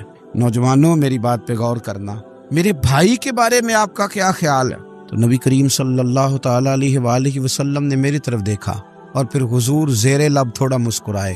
اور بریلی کے امام کہتے ہیں کہ حضور مسکرا دیتے تھے نا تو جو بڑا دکھی ہوتا تھا وہ بھی ہنس پڑتا تھا. اب سوال پیدا ہوتا تھا کہ پھر تو اس مسکراہٹ کے لیے انتظار کرنا پڑتا ہوگا کئی مہینے کہ حضور مسکرائیں تو رونے والے ہنسیں. تو اعلیٰ حضرت فرماتے نہیں، انتظار نہیں کرنا پڑتا، یہ مسکراتے رہنا تو حضور کی عادت ہے. جس کی تسکین سے روتے ہوئے ہنس پڑے اس تبسم کی عادت پہ لاکھوں سلام. یعنی یہ تو عادت ہے حضور کی مسکراتے رہنا، اس کے لیے انتظار نہیں کرنا پڑتا. بھائیو آپ خیال رکھیں گے، غور کریں گے. حضرت عبداللہ ابن عمر رضی اللہ تعالیٰ عنہ کے بارے میں پوچھا تو سیدہ فرماتی ہیں کہ نبی کریم صلی اللہ تعالیٰ علیہ وسلم نہ زیر لب مسکرائے اور فرمایا حفصہ تیرا بھائی ہے تو اچھا، لیکن میں نے سنا ہے کہ عشاء کی نماز پڑھتا ہے تو فجر تک سویا ہی رہتا ہے. او نوجوانوں، 10 بجے تک سونے کی بات نہیں ہوئی، 9 بجے تک سونے کی بات نہیں ہوئی، 11 بجے اٹھنے کی بات نہیں. حضور فرمانے لگے میں نے سنا ہے کہ عشاء کی نماز پڑھ کے سو جاتا ہے اور فجر تک سویا ہی رہتا ہے. اسے چاہیے کہ تہجد کے وقت اٹھا کرے، اللہ کی بارگاہ میں حاضر ہوا کرے، آہوزاری کرے، سجدے کرے، عبادت کرے. اٹھتا ہے اور فجر میں جا کے اٹھتا ہے. حضرت جناب حفصہ رضی اللہ تعالیٰ عنہ کہتی ہے میں نے جناب عبداللہ ابن عمر کو پیغام دیا اور میں نے کہا میرے جوان بھائی سن. نبی پاک نے فرمایا ہے تو اچھا پر تہجد میں نہیں اٹھتا، نفل نہیں پڑھتا. او میری ملت کے جوانوں، مزہ نہیں آ جاتا جب ساری دنیا سوئی ہو، ساری دنیا، اور بستر بھی گرم ہو اور نیند بھی پورا غلبہ کر رہی ہو، اور اچانک گھنٹی بجے دماغ میں، آنکھ کھلے، گھڑی پہ نظر پڑے، 3:30 4 بجے کا پیغام گھڑی بتائے اور کوئی چڑھتی جوانی والا اٹھ کے وضو کرے اور جب وہ مصلی کھول کے بچھائے تو مدینے والے محبوب کہتے ہیں کہ ہر نماز پہ رب ثواب دیتا ہے، اور جو اٹھ کے تہجد کی نماز پڑھے اسے دیکھ کے تو رب مسکراتا ہے. جو اس کی شان کے لائق ہے، جو اس کی شان کے لائق، وہ مسکراتا ہے، خوش ہوتا ہے کہ میرا بندہ تہجد میں اٹھ گیا، وہ مسکراتا ہے. کاش ہماری صبحیں کبھی اپنے مالک کے نام ہو جائیں. کاش کے صبح حضرت ابو الحسن رحمۃ اللہ تعالیٰ علیہ حضرت معاذ ابن جبل رضی اللہ تعالیٰ عنہ کے پاس بیٹھا کرتے تھے. فرماتے ہیں ان سے جو پیار بڑھا تو پھر میرا مصلی سے بھی بڑھ گیا. تابعی ہیں، فرماتے ہیں صحابی رسول سے محبت ہوئی تو ذکر سے بھی ہو گئی، پھر درود شریف سے بھی ہو گئی. محبت ان سے بڑھی تو پھر اللہ نے مسجد کا پیار بھی بڑھا دیا. آپ فرماتے ہیں کہ میری ہر وقت طبیعت چاہتی تھی کہ بس اللہ اللہ کروں، بس اللہ اللہ کروں، بس نہ میں ذرا تھوڑی جان چھڑاؤں لوگوں سے، کو 10 منٹ ملے تو میں کچھ 4 نفل پڑھ لوں، میں تھوڑا سا نہ بچوں لوگوں سے، اور مجھے تسبیح ملے تو میں نہ کچھ 400-500 دفعہ استغفار پڑھوں، سبحان اللہ، الحمدللہ، اللہ اکبر، لا حول ولا قوت الا باللہ، میں نہ تسبیحات پڑھوں. فرماتے ہیں کہ بچے تھے گھر میں 6-7، غربت تھی، کام ملتا کوئی نہیں تھا، اور میں کام چور نہیں تھا، کام ڈھونڈتا تھا، پر اللہ کی قدرت کے کام نہیں ملتا تھا. فرماتے ہیں کہ میں نے ایک دن اپنی اہلیہ سے کہا کہ آج میں پھر جاتا ہوں کام ڈھونڈنے. تو میری بیوی بڑی فرما بردار تھی، پر اس دن نہ غربت کے ہاتھوں تنگ آ کے کہنے لگی آج نانا کوئی تو چیز لے کے آیا. تو مجھ سے بچوں کی بھوک نہیں دیکھی جاتی، یہ سب روگاں دا روگ محمد جس دا نام غریبی، کنڈ بلا کے لنگ جاندے نہیں دوست یار قریبی. آج نہ کچھ لے کے آیا تو میں بچے لے کے میکے چلی جاؤں گی. شیخ فرماتے ہیں کہ میں بڑا پریشان گھر سے نکلا، پر میں نے صبح سے لے کے زور تک کام ڈھونڈا، کام ملا کوئی نہیں. تو میرے دل میں خیال آیا چلو کام نہیں ملتا تو اللہ اللہ تو کرے نا، چلو بندوں کی مزدوری نہیں ملتی تو رب کریم کی عبادت ہی کرتے ہیں. فرماتے ہیں کہ میں نے نا فرات کے پانی سے وضو کیا، نہر کے، شدید دھوپ تھی، ساتھ ریت تھی اور ریت تپ رہی تھی. میں نے اپنا رومال وہیں مصلی کے طور پر بچھا لیا، اور فرماتے ہیں کہ زور سے لے کر عصر تک نماز پڑھی، دھوپ بھی پورے زور پہ، پر میرے سجدے کا ذوق بھی پورے زور پہ. فرماتے ہیں سورج بھی چمک رہا ہے اور رب کی عبادت کا ذوق بھی پورے زور پہ. میں سجدہ کروں تو پھر میرا اٹھانے کو جی نہ چاہے. میرے استاد لکھا کرتے تھے، یہ ان کا شعر ہے، وہ کہا کرتے تھے مجھے سوز دے मुझे साज दे और मुझे नीम शब का न्याज दे, दमे सजदा खुद को मैं तोड़ दूं, मुझे ऐसा ज़ौक़ नमाज दे। और मैं तेरी बहार का फूल हूँ, मैं खिला भी हूँ तो तेरे लिए, मुझे मेरी शाख से तोड़ ले, मुझे अपनी जुल्फ का नाज दे। भाई फरमाते हैं कि असर तक मैंने नफल पढ़े, दिल ढलने लगा, असर की नमाज पढ़ी और मैं वहां से चला। अब मैं जब निकलने लगा तो दिल में ख्याल आया कि छोटी छोटी दीवारें हैं घर की, बगैर कुछ लिए जाऊंगा तो बीवी दूर से देखेगी तो शोर करेगी कि फिर खाली हाथ आ गया है। कहते मैंने अपने उसी रुमाल में जिस पे मैंने नमाज पढ़ी थी ना, रुमाल में की आखी दे पंजाबी ज साफा, कहते हैं उसी में ना मैंने कुछ रेत भर ली कि वो दूर से देखेगी तो समझेगी कुछ लेके आया है, चलो जाके उसे बता दूंगा कि आज फिर मजदूरी नहीं मिली। कहते हैं वो रेत लेकर जब मैं घर में गया तो पहले बीवी दरवाजे पे खड़ी होती थी, पूछती थी खाली हाथ आ गए हो? आज मैंने देखा तो है ही कोई नहीं। फरमाते हैं मैं अंदर दाखिल हुआ, सलाम लिए, कोने में मैंने वो रुमाल रख दिया और मैंने आवाज दी कि भली मानस कहाँ हो? तो वो कहने लगी आप मुंह हाथ धो ले, मैं रोटी लेके आई। मैंने कहा रोटी कहाँ से आ गई? यहाँ तो कई दिनों के फाके, तो कई दिनों की गुर्बत है, यहाँ तो इस घर में तो फकीरी है। फरमाते हैं कि वो रोटी लेके आई और उस वक़्त की जो मौजूदा नेमतें थी, समझ ले सलाद अचार हर चीज साथ लाई। मैंने कहा कि बच्चे कहाँ गए? कहने लगी वो खाना खा के खेलने गए, आप खाना खा लें आ जाते हैं। खाना उसने चुन दिया। मैंने हैरत अंगेज लहजे में सारी नेमतें अपने दस्तरखान पे देख करके बीवी से पूछा ये कहाँ से आया खाना? बच्चों को तूने कहाँ से खाना खिलाया? ये सारा कुछ कैसा है? तो कहने लगी पता नहीं आज आप किस करीम की मजदूरी करने चले गए थे, पता नहीं किस करीम की, मेरे घर में तो इतनी नेमतें आई हैं कि मुझसे संभाली नहीं जा रही, इतना अनाज है, इतना गंदुम है, किस करीम के दरवाजे आज चले गए थे? ये कहते कहते वो उठी और उठ करके कहने लगी पहले ही बड़ा कुछ आया था, अब क्या ले आए हो? और जा करके ना उसने वो रेत वाला रुमाल खोला। कहने लगे मैं तो लेके आया था रेत, तो मेरे रब ने उसे भी सोने और हीरे बना दिया था। जब आपकी तवज्जो अल्लाह की जानी, मेरे नबी पाक सल्लल्लाहु ताला अलैहि वसल्लम ने फरमाया हर चीज अपने रब से मांग, हर चीज मांग, हर चीज मांग। या रसूलल्लाह क्या कुछ? मेरे महबूब ने फरमाया तेरे घर में नमक भी खत्म हो जाए तो वो भी अपने रब से मांगा कर। तू मांगना, वो तुझे देगा, तो उसकी बारगाह में कशकोले तलब दराज तो करना। और तिरमिजी शरीफ में अजीब लफ्ज है, रसूल कायनात ने फरमाया, रब करीम फरमाता है जब मेरा बंदा हाथ उठाता है ना तो मुझे हया आती है कि मैं खाली कैसे लौटा दूं इसके।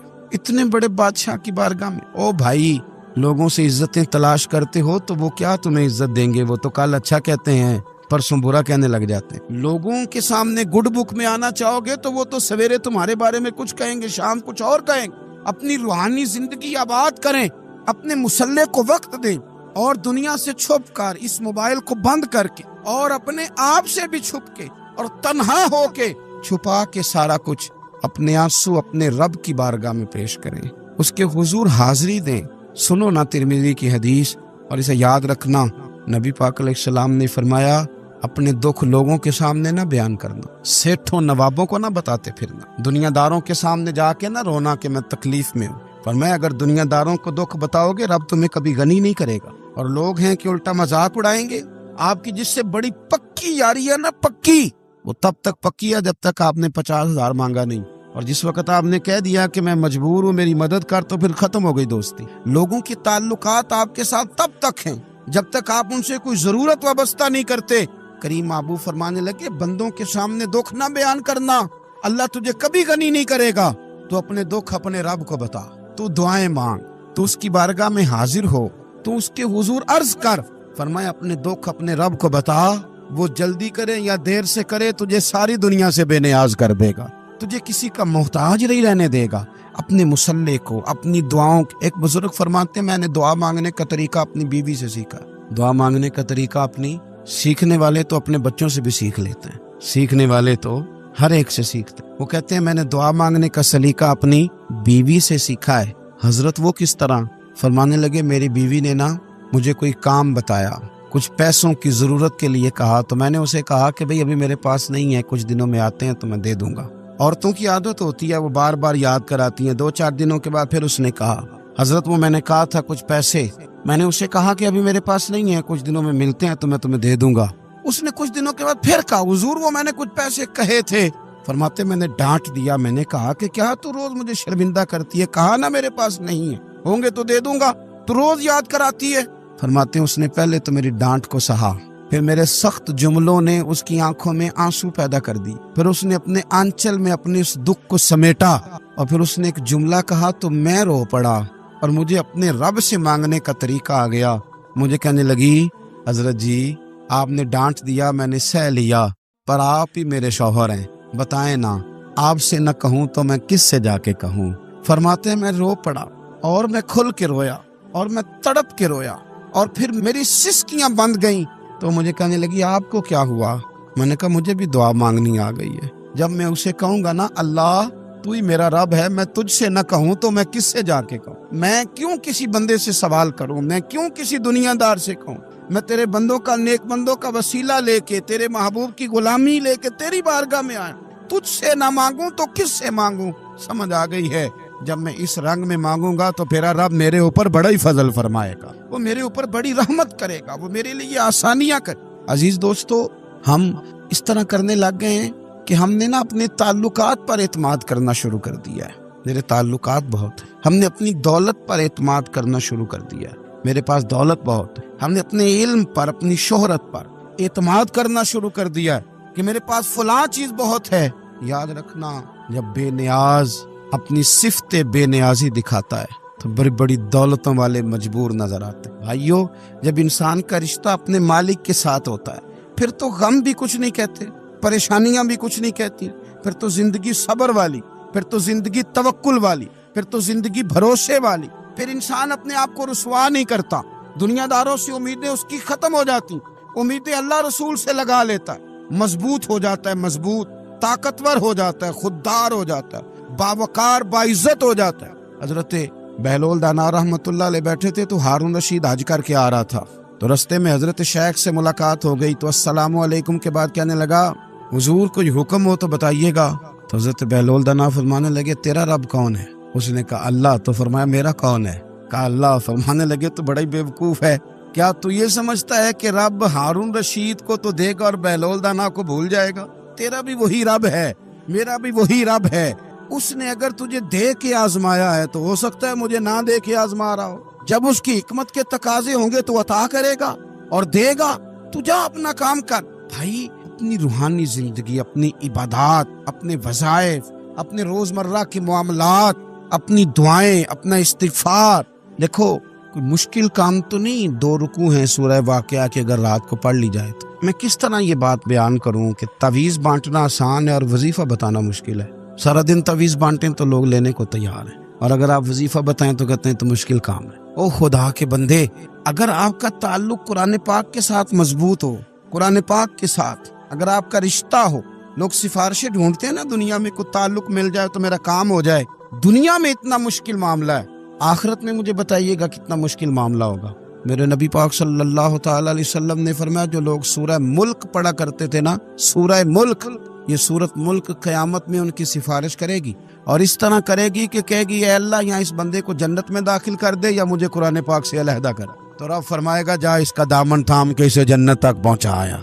आप बात को समझे, जब आपके ताल्लुकात अपने मामलात के साथ मजबूत होंगे, ये नबी करीम ने वादा किया है कि तू सूरत वाक़िया पढ़, तेरे घर में फाका नहीं आएगा। हजरत अब्दुल्ला इब्न मसूद रदी अल्लाह तआला अन्हु बीमार थे तो हजरत उस्मान गनी रदी अल्लाह तआला अन्हु तीमारदारी के लिए तशरीफ ले गए और जा करके कहा कि आप बड़े बीमार हैं, आपकी बेटियां ज्यादा हैं, मैं चाहता हूं कि खजाने में से कुछ मदद करूं।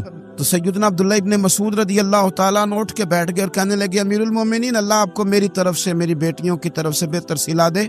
मेरी बेटियों को किसी खजाने की जरूरत नहीं, मैंने उन्हें खजाना दे दिया है। कहा, जनाब आपने कौन सा खजाना दिया है, मैं आपके माली मामलात को जानता हूँ। तो फरमाने लगी, अमीरुल मोमिनीन, मेरे नबी करीम ने फरमाया है, जो सूरत वाक़िया पढ़े उसे कभी फाका नहीं आता।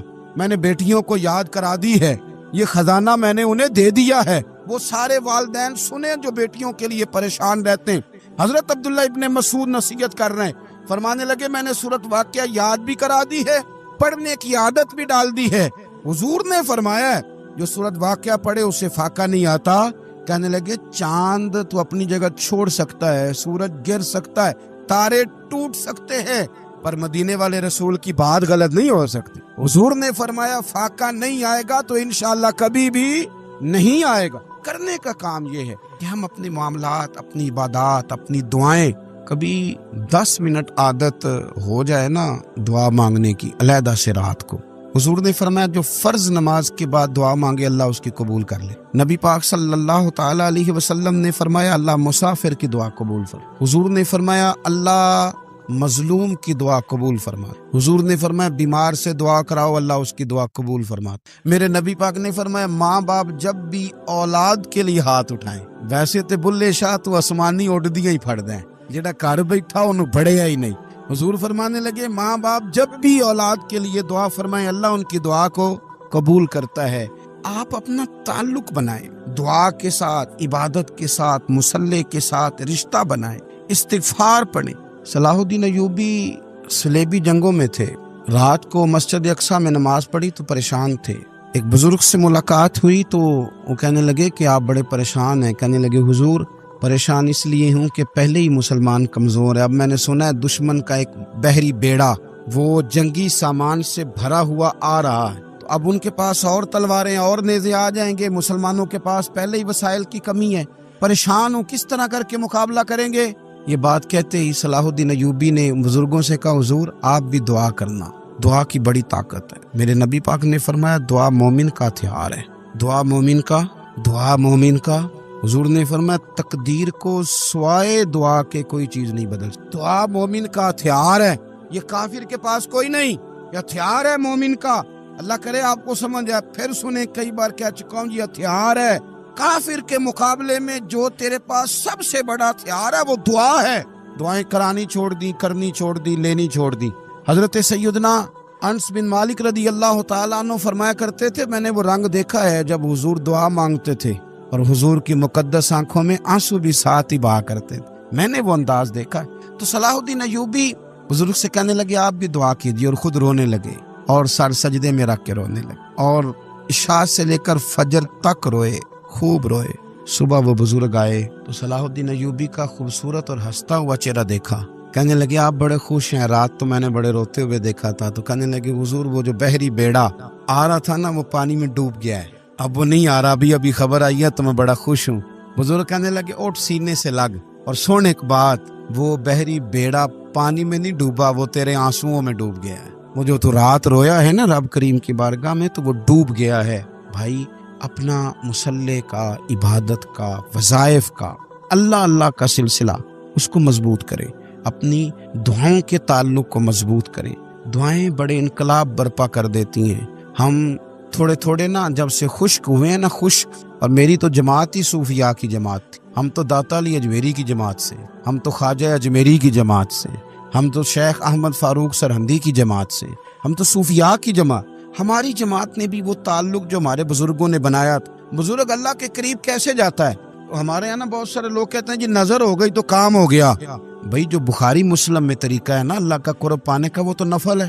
نبی کریم علیہ الصلوۃ والسلام نے فرمایا بندہ نفلوں کے ذریعے رب کے قریب جاتا ہے، اور اتنا قریب جاتا ہے کہ پھر اللہ اس کی زبان بن جاتا ہے، اللہ اس کی آنکھیں بن جاتا ہے، کان بن جاتا ہے، ہاتھ اور پیر بن جاتا ہے. تو یہ تو عبادت ہے، یہ تو اللہ کی بارگاہ کی حاضری ہے جو آپ کو اللہ کے قریب کرے گی. تو اپنے نماز کو اہمیت دے کے ادا کریں، نمازیں موبائل بند کر کے ادا کریں. لیکن نا کچھ لوگ کہتے ہیں مجھے ٹائم نہیں ملتا نماز کا، تو میں کہتا ہوں یہ آپ نے بڑی جرت کی بات کی ہے. مجھے کو میرا پیر بھائی کہہ دینا میرے پاس ٹائم نہیں آپ کو ملنے کا، تو میں کہتا ہوں آج کے بعد آنا ہی نہ. تو کیا سمجھتا ہے تو بہت بڑا آدمی ہے، تیرے پاس ٹائم نہیں اور ہمیں ملنے کا ٹائم، موج کر. تو آپ نے اللہ رسول کو کہہ دیا ٹائم نہیں. اور عجیب فلسفہ ہے نا، کہا جائے نماز پڑھنے آؤ تو کہتے ہیں کپڑے ٹھیک نہیں، اور کہا جائے کہ آؤ ذرا دعوت پہ چلیں تو کہتے ہیں 1 منٹ ٹھہر میں کپڑے بدل کے آیا. نماز کے لیے کہا تو کہتا ٹھیک نہیں، دعوت کے لیے کہا تو کہتا میں ذرا تیاری کر لوں، یوں جانا مناسب نہیں. معاملہ ٹھیک نہیں. رب تو فرماتا ہے کہ جب تو مسجد میں آ تو زینت اختیار کر کے آ، خوب ذوق سے دعا مانگے، خوب شوق سے نماز پڑھیں، خوب استغفار کا مزاج بنائیں. آپ لوگوں کے بیچ رہ کے سوکھ حاصل کرنا چاہتے ہیں، لیکن آپ کو پتہ ہے کئی مہینے غار حرا میں رہنا بھی مدینے والے محبوب کا طریقہ ہے. ہر سال اعتکاف بیٹھنا الگ سے یہ بھی حضور کا طریقہ ہے. مسجد نبوی کے اندر دروازہ کھلتا تھا نبی کریم کا، پر گھر کے اندر نفل پڑھے نبی پاک. اور حضور فرماتے ہیں کچھ نفل نماز گھر میں بھی پڑھا کرو، گھر کو قبرستان نہ بناؤ. ہمارا گھر اللہ کے ذکر سے آباد ہوگا. اگر ہم نماز پڑھیں گے نا میں جب سنت پڑھنے کے لیے گھر میں کھڑا ہوتا ہوں تو میرا جو 2.5-3 سال کا بیٹا ہے نا، وہ بھی میرے ساتھ نماز پڑھنی شروع کر دے. اسے پتہ کوئی نہیں نماز کیا ہوتی، لیکن وہ بھی نا سجدہ نہ بھی کرنا ہے تو ساتھ لیٹ ضرور جاتا ہے. پتہ چلا بچے لیکچر دینے سے نماز نہیں پڑھتے، نماز شروع کر دیں تو بچے بھی شروع کر دیتے ہیں. ہم جب پریشان ہوتے ہیں تو لیکچر دیتے ہیں، تو لیکچر تو باہر شاید چل جائے، گھر میں کیسے چلے گا؟ گھر میں تو عمل چلے گا. تو میرے عزیز، آج کے اس روحانی اجتماع میں ہمارے دوستوں نے جو محنت کی، ہم نے بار بار اپنی نیت سے پوچھا خدا ہمیں معاف کرے اگر کوئی ذاتی شہرت ہے، کوئی ہمارے ذاتی مفادات ہیں، رب ہمیں ہدایت دے. ہماری یہ خواہش تھی کہ روحانی اجتماع ہمیں تھوڑا سا اللہ اور اس کے رسول کے جانب مائل کرے. عمر فاروق فرماتے ہیں کہ میں نے حضور سے عرض کیا، یہ بخاری میں موجود ہے، حضور آپ بھی سچے، قرآن بھی سچا، اسلام بھی سچا، پھر ہم تاب کیا صلح کیوں کریں؟ نبی پاک نے فرمایا عمر میں اللہ کا رسول ہوں، میں مرضی سے بات نہیں کرتا، وہی کہتا ہوں جو میرا رب مجھے حکم ارشاد فرماتا ہے. میں نے کہا یا رسول اللہ، ہم نے فرمایا نہیں تھا کہ عمرہ کریں گے. تو حضور فرمانے لگے کہا تھا عمرہ کریں گے، یہ تو نہیں کہا تھا کہ اسی سال ہی کریں گے. کہتے ہیں میری نا ابھی وہ چونکہ جذبہ جہاد بڑا جوان تھا، میں وہاں سے نکل کے تو حضرت صدیق اکبر کے پاس 1 منٹ کے بعد آیا. میں نے ان سے بھی کہا حضور بھی سچے، قرآن بھی سچا، اسلام بھی سچا، تو دب کے صلح کیوں کریں؟ جناب صدیق کے بھی وہی جملے، وہی رنگ، حضور کی غلامی والا. فرمانے لگے عمر وہ اللہ کے رسول ہے، مرضی سے نہیں بولتے، وہی فرماتے ہیں جو رب انہیں حکم ارشاد فرماتا ہے. فرماتے میں نے فوراً کہا، عرض کی کہ ابو بکر حضور نے فرمایا نہیں تھا کہ عمرہ کریں گے. کہتے صدیق اکبر بھی مسکرائے اور فرمانے لگے عمر تجھے تیری مار ہوئے، حضور نے فرمایا تھا عمرہ کریں گے، یہ تو نہیں کہا تھا کہ اسی سال ہی کریں گے. میرے بھائی آپ دوڑائیں، عقل کتنی دوڑائیں گے؟ عقل محدود ہی بڑی ہے، تھک جاتی ہے 1.5 منٹ میں. آپ کو ایک بات بتاؤں، ہمارے اسد فرمایا کرتے تھے جو بندہ علم رکھتا ہے اور عمل نہیں نہ کرتا وہ تو اداکار بن جاتا ہے. ناراض ہو گئے آپ لوگ؟ تو پڑھے لکھے لوگوں کا زمانہ ہے نا، تو کہ ہر بندہ یہی نہ کہہ دے میں بھی پیے ہوں، مجھے تو نہیں کہہ رہے کہیں. میں مجموعی بات کر رہا ہوں، چلے آپ میری بات کریں، میں اپنی بات کر رہا ہوں. جو بندہ علم رکھتا ہے اور عمل ہے، فرمایا کرتے تھے کہ یہ تو اداکار ہے، کہ اس کے اندر سے آواز کچھ اور آ رہی ہے اور باہر سے یہ کچھ ہے، تو یہ تو ایک جیسا نہیں بیچارہ، اوپر سے کچھ اور ہے. ریاکاری ویسے بھی اداکاری ہی ہوتی ہے، کیونکہ جو آپ نہیں ہوتے وہ آپ کر رہے ہوتے ہیں، وہ ہوتی ہے اداکاری ہے. کوئی مانے اور کوئی چاہے نہ مانے. جب آپ عمل کرتے ہیں نا دین پر، تو پھر بہت ساری تقریروں کی ضرورت نہیں رہ جاتی. پھر کسی عالم کو اٹھنا بیٹھنا لوگوں کو بتا دیتا ہے کہ یہ دین اس چیز کا درس دیتا ہے، پھر اس کا گفتگو کرنا، لوگوں سے ملنا جلنا، یہ اندازہ کر دیتا ہے کہ یہ بندہ ماسٹر کیا ہوا ہے اس میں، یا ایم فل کا اسٹوڈنٹ ہے، یا پی ایچ ڈی کی ہے.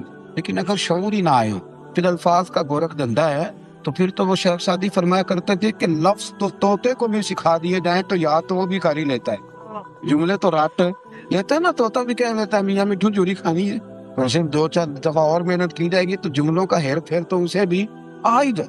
دین عمل کرنے آیا، ذات رسالت کے معاملے میں کبھی بھی بحث نہ کرے کسی چیز. ہمیں بڑا مزہ آتا ہے آ کے پوچھتے ہیں جی وہ فلانا بندہ کہہ رہا تھا کہ نبی پاک صلی اللہ علیہ وسلم کو علم غیب نہیں، تو میں نے کہا اس بندے سے تو بعد میں بات کریں گے، پہلے تو بیٹھنا، تو نے سن کیسے لی یہ بات؟ ادھر آنا، تیرے ابا جی کو کہہ دے ان پڑھا تو سنتا نہیں، اور تیرے سامنے کو رسول پاک کو کہہ کے چلا گیا اور تو آ گیا دلیل پوچھ لے. میری بات کو سمجھے. امیر ملت پیر جماعت علی شاہ صاحب محدث علی پوری رحمت اللہ، پاکستان کا مطلب کیا ہے؟ یہ گل ایسا دوسری طریقے پاکستان، اس کا مطلب ہے یہ نعرہ اتنا پکا ہے کہ بچے بچے کی زبان پہ آج بھی تو آپ کی کون سی سیاسی جماعت کی نعرہ لگاتی ہے؟ تحریک لبیک پاکستان. وہ میری بات کو سمجھیں آپ. یہ کوئی کہتا ہے جمہوریت کے لیے بنا تھا، کوئی کہتا ہے سوشلزم کے لیے بنا تھا، کوئی کہتا ہے حقوق کے تعین کے لیے بنا تھا، جمہوریت کے لیے بنا تھا. تو انڈیا کی جمہوریت تو آج بھی آپ سے اچھی ہے، آج تک ڈکٹیٹر کی حکومت نہیں ہے. یہ کس بلا کا نام ہے جو آپ لے رہے ہیں؟ پاکستان کا مطلب کیا؟ لا الہ الا اللہ محمد رسول اللہ صلی اللہ. امیر ملت فرماتے ہیں جب پاکستان بن رہا تھا نا تو ہم پاکستان کے حق میں تقریریں کرتے تھے، لوگوں کو بتاتے تھے کہ وہاں نبی پاک صلی اللہ علیہ وسلم کا نظام نافذ ہوگا، امیر غریب کا فرق مٹے گا، انصاف لوگوں کو دہلیز تک ملے گا. ہم چونکہ اسلامی نظام کی خوبصورتیاں بیان کرتے تھے، جو ہندوؤں کے پنڈت تھے نا وہ چونکہ گاندھی کی آندھی میں بہ رہے تھے، وہ پاکستان کے مخالف تقریریں کرتے تھے اور معاذ اللہ ثم معاذ اللہ لوگوں کے ذہنوں میں فطور پیدا کرتے تھے. اسلام کی سزائیں بڑی سخت ہیں، وہاں ہاتھ کٹیں گے، گردنیں کٹیں گی، ترنے لگیں گے. ان کو کیا پتا تھا کہ یہاں حکمران ہی وہ آ جائیں گے جن کا